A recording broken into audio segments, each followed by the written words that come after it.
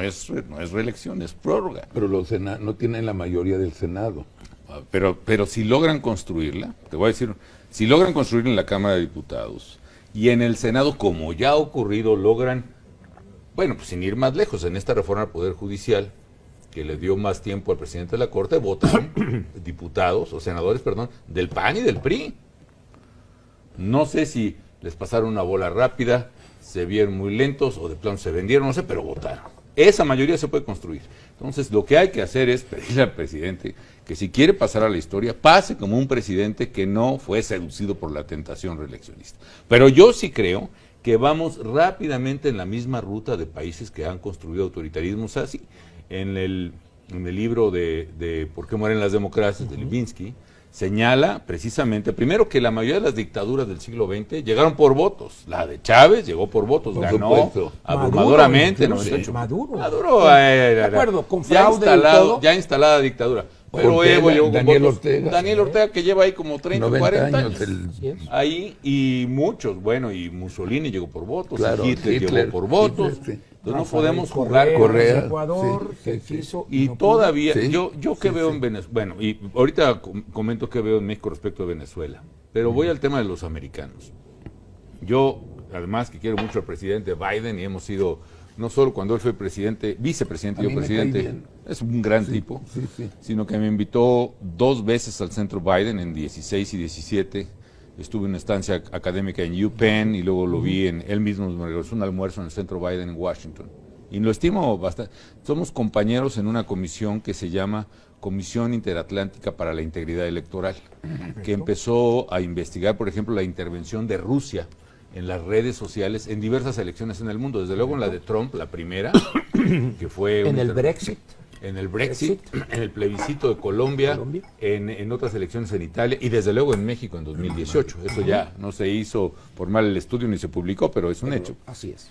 Entonces, con Biden, yo lo veo desgraciadamente, Carlos Ángel, muy ocupado en un problemón que le estalló en los primeros 100 días, que es la migración masiva de centroamericanos y ahora de mexicanos, que ya se había acabado, y especialmente el tema de los niños migrantes no acompañados. a Biden. A Biden. Ese problema le estalla brutalmente en las manos, le está debilitando la presidencia, le está arruinando su mandato, y es la prioridad número 1, diría yo, después de la pandemia, o incluso la 1, porque la pandemia la verdad está resolviendo muy bien.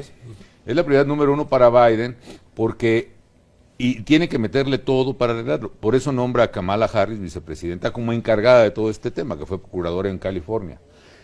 ¿Cuál es la prioridad entonces para Estados Unidos? Arreglar ese tema. Y necesita al gobierno mexicano para arreglarlo. Necesita al gobierno mexicano para hacer esta, pienso yo, vergonzosa conducta de frenar centroamericanos en nuestra frontera a palos. Como dice el propio presidente, macaneando centroamericanos. Y esa carta de negociación va a pesar para la estrategia que siguieron todos los populistas mexicanos y latinoamericanos, que es decir, yo te ayudo en tu tema, pero te haces de la vista gorda en mi tema, que es el de autoritarismo. Y no veo Estados Unidos con un poder cargar con eso, y además con cierto complejo de culpa que trae por las intervenciones ofensivas que se ha hecho.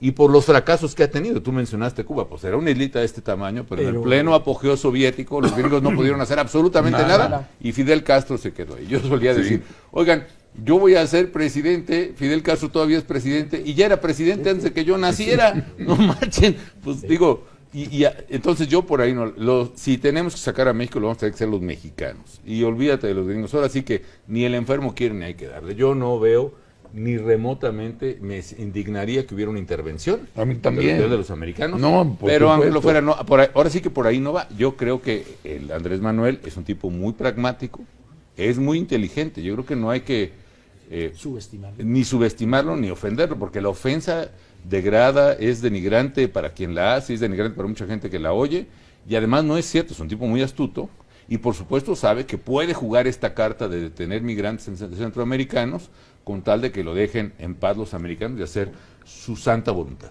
No entiende, eso sí, o no acepta porque está cargado de prejuicios él y la gente que lo rodea, y en general la izquierda latinoamericana bofa, digamos, esta gritona, están cargados de prejuicios ideológicos que no los dejan razonar. Y el prejuicio económico básico es lo que haga el gobierno está bien, lo que haga el sector privado está mal. lo que haga el gobierno nacional está bien, y si es sector privado extranjero está mal, y van a atacar eso, y por eso nos van a hacer pagar a todos los mexicanos las pérdidas de Pemex, que son arriba de $500 millones de pesos al año. Por eso. A ver. Bueno, perdón. tú no, Ángel, no, es que, perdón, no me terminaste de contestar, o no terminaste de Corrijo, contestar. es inteligente en el sentido No. que tiene una astucia política enorme, no, pero pero en términos económicos está a mi dominado por sus pregunta. prejuicios. Si gana la mayoría el presidente, llegaremos a ser, habrá autoritarismo en Sí, México. yo creo que el voto del 6 de junio es o democracia o dictadura. Así. Yo no me voy con sea, el matiz neta, de que neta dictadura. pero está clarísima la señal, insisto, el presidente no nos engaña. Cuando él dice que prorrogar el mandato contra la Constitución no es reelección, sino prórroga, pues claro que es una violación constitucional, lo está diciendo claramente lo que piensa él de la Constitución. Cuando el líder de la Cámara de Diputados de Morena dice, bueno, está bien, ustedes en este debate del 97 constitucional o 94, ustedes nomás, los conservadores, les interesa el derecho y la Constitución. A nosotros nos interesa la justicia. Con ese argumento de que la justicia que yo interpreto es la que vale por encima de cualquier ley, ese es el argumento. Cuando se supone que mi moral es superior a los demás por encima del derecho, ese es el argumento de las dictaduras en todo el mundo. Sin duda. En todo el mundo. Entonces, eso es lo que a mí me preocupa, y yo creo que en política no tenemos derecho a ser ingenuos, Carlos. Y entonces... Así va a ser. Sí vamos en ruta a ser como Venezuela, y sí vamos más rápido que los venezolanos. No mames. Vaya, déjame hacerle al abogado del diablo. Está bien. Lo digo con todo respeto. Yo conozco empresarios mexicanos, como tú bien dices, súper valientes, y que por supuesto ni son dejados, y en las peores circunstancias hoy siguen comprometidos conmigo. Pero la gran mayoría no son así. De acuerdo. La gran mayoría, incluso los grandotes, son Órdenes bien que- sacatones. Y están pensando más en su dinero y ni siquiera pensando bien, porque no ven el riesgo que se viene sobre su dinero, sobre su patrimonio, su ranchito, quién sabe dónde. Y a la hora que dice organicémonos para enfrentar esta dictadura que se viene, te dicen échale ganas y cuentas lo que se ofrezca menos de dinero. Y ni un centavo. A nosotros ni un centavo. ¿Y sabes qué? Son bien sacatones, nomás dice el presidente, les truenan los dedos y ahí están tragando tamales de pibil o de quién sabe chipilín. qué, de chipilín, Chipilín. en Palacio. No, Los más con todo caros del respeto, mundo. son bien sacatones y grandotes y así, muy elegantiosos y lustrosos y labiosos, no van a hacer lo que les corresponde.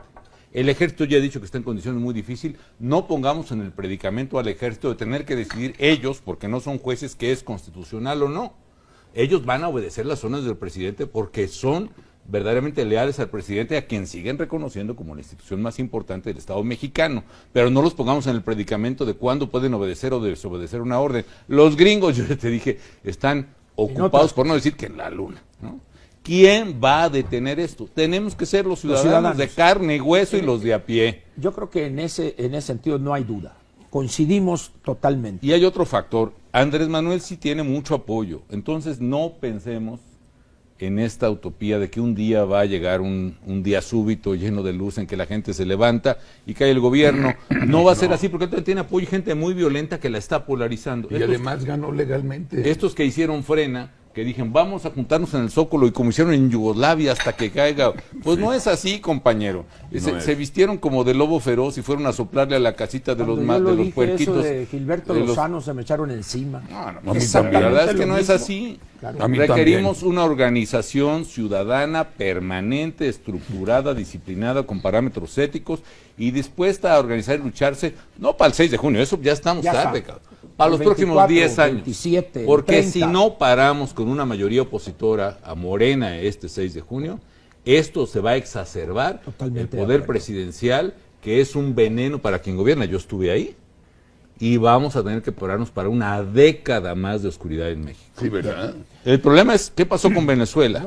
Chávez gana en 97, 98 democráticamente. ¿Qué hacen los grandes capitales? Uno, a Miami de volada. Otros, los de la lana y algunos de los medios, igualito que aquí, se arreglan rápido con Chávez en temas de lana. El resto de la gente, profesionistas, empresarios, grandes, pequeños medios, que se la viven criticando con toda razón la burocracia, la corrupción de los partidos políticos. COPEI de Venezuela, de la línea un poco del PAN aquí, Socialdemocracia de Venezuela, de la línea del PRI-PRD, colapsaron por corruptos, por ineptos, como están haciendo los partidos políticos tradicionales aquí. Pero pasaron 10 años sin que nosotros viéramos. Hasta 2008-2009 salió un Capriles, salió un Leopoldo López, una Liliana Tintori.